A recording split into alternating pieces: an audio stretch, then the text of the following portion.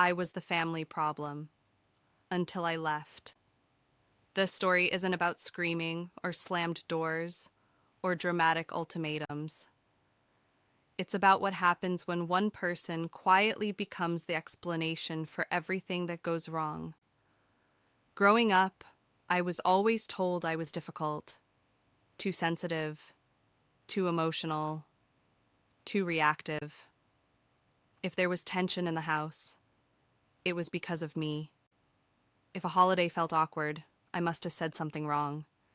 If someone was upset, I should apologize. At least, that's what I was taught. My family didn't hate me. That's the confusing part. They loved me. They just loved blaming me more.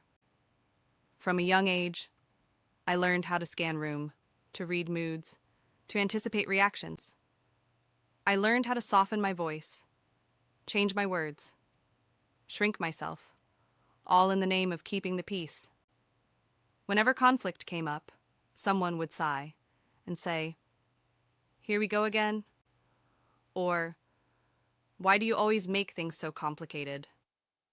Eventually, I started believing them. By my teenage years, the role was cemented.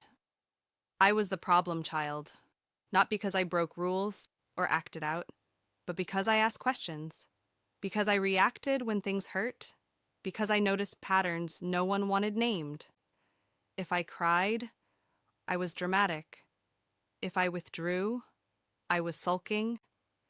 If I stood up for myself, I was disrespectful. There was no version of me that felt acceptable, only quieter versions. Family gatherings followed a script. I'd arrive hopeful, telling myself this time would be different. And within minutes, a comment would land, a look, a joke at my expense. If I responded, I was starting something. If I didn't, I went home feeling hollow and still. Everyone agreed on one thing. If you weren't here, things would be easier. I didn't leave right away. People rarely do.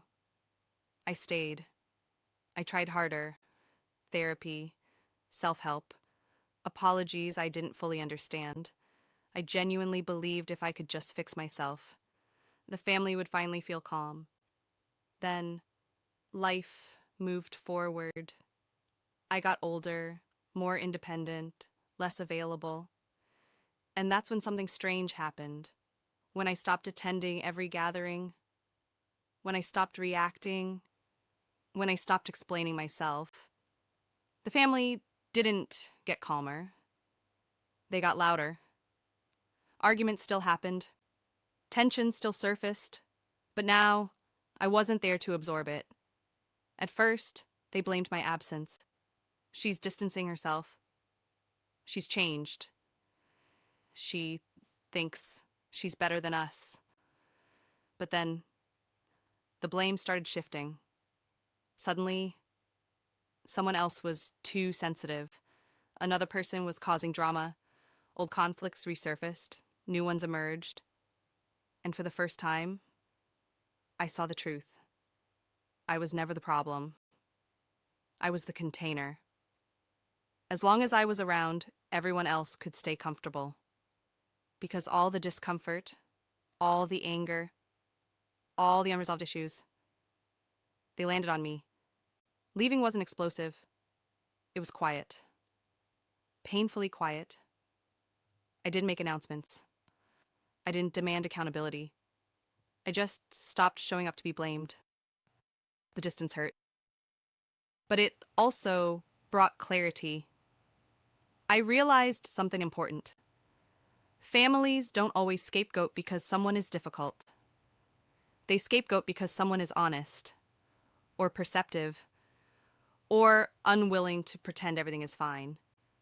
And when that person leaves, the system doesn't heal. It reveals itself. Today, I don't hate my family. I understand them. But I also understand this. Peace that requires someone to disappear isn't peace. And sometimes the bravest thing you can do is walk away, not to punish, but to stop being used as the explanation. Map true stories, real stories, quiet truths, hard realizations.